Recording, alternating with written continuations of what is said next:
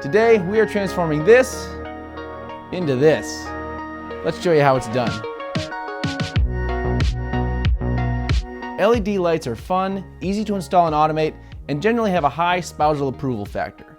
So when my wife was away for a long weekend, I decided to surprise her by painting these formerly oak shelves that she hated white and adding some LED light strips.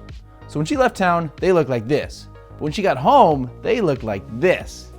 Yeah, I'm terrible at time management, but eventually we got it done. So in this video, we're going to show you how to install LED strips and more importantly, how to automate them with the Hubitat Elevation Room Lighting app. So you don't have to control them manually like a sucker anymore.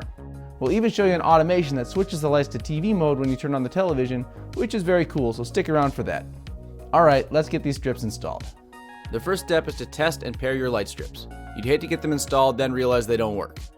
Our plan requires 4 13-foot LED strips. Each bookcase will have a strip that goes up the side, across the top, then back down the other side, with a controller hidden in the cabinet below. The outlet is hidden behind the television, so the power cord will run up the wall and through a hole to the outlet. Carefully measure the cabinet and then cut the strip to the right length. Mark the center of the strip as a starting point. Next, drill the holes for the power cord.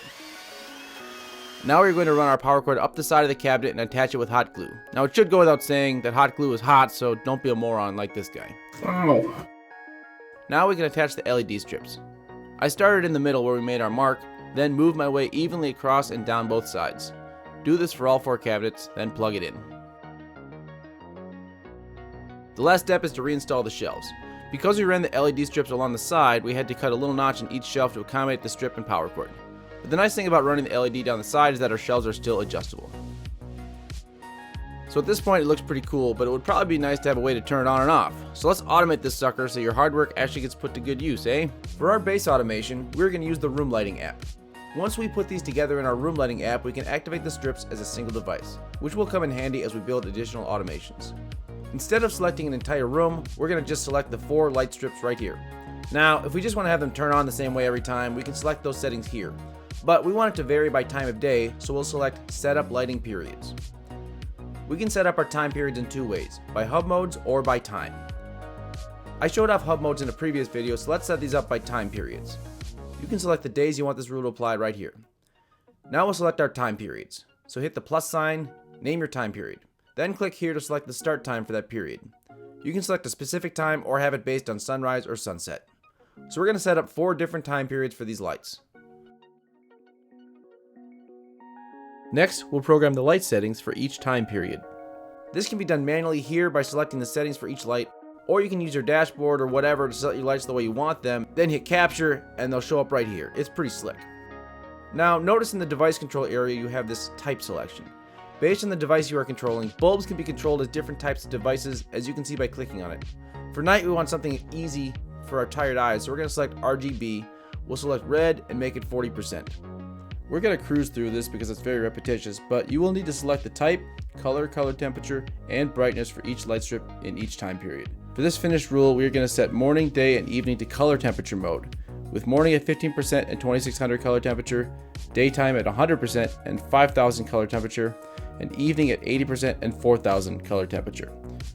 Once these are all set, we hit done with periods. So now that our levels are set, we need to select how we want to turn these lights on and off. This can be done here in the means to activate lights box, or because room lighting groups these lights into a device, this rule can be activated via other rules, which we will show you in a minute.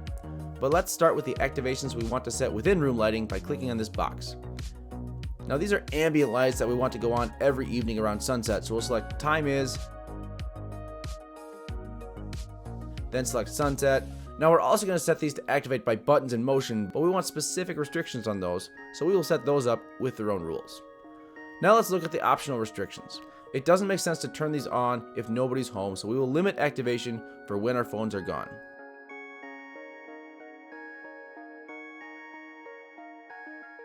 We'll have this activate even if partially activated and set up a 1-second transition time. And those are the only options we want here. And then we can hit done with means to activate.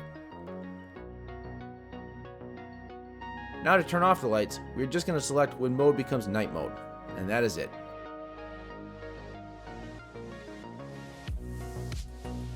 The last critical part here is to name this room lighting rule, and specifically this box right here. This is the name you will search for when activating these lights from other rules, or what you will use if you want to control it with Siri, Alexa, or Google Home.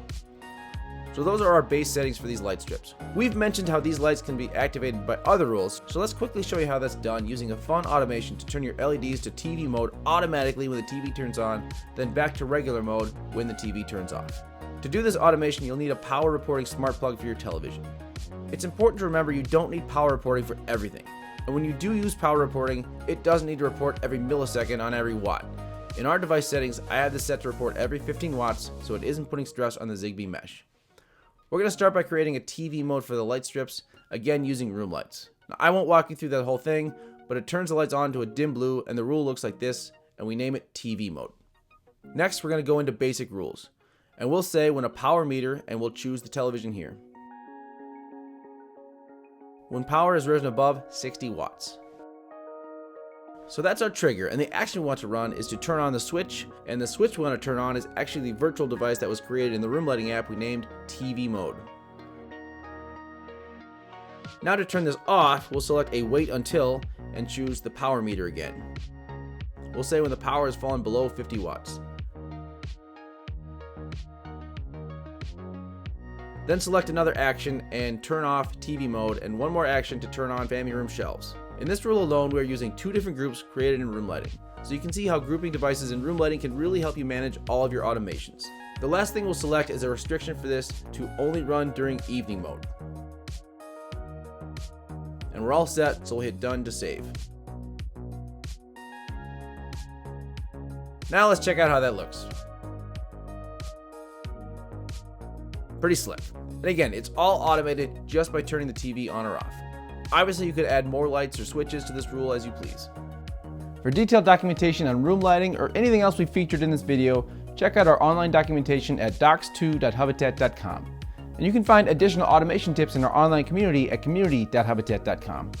And if you don't have a Hubitat Elevation C8 yet, get one. They're awesome. Thanks for watching, and thanks for elevating your environment with Hubitat Elevation.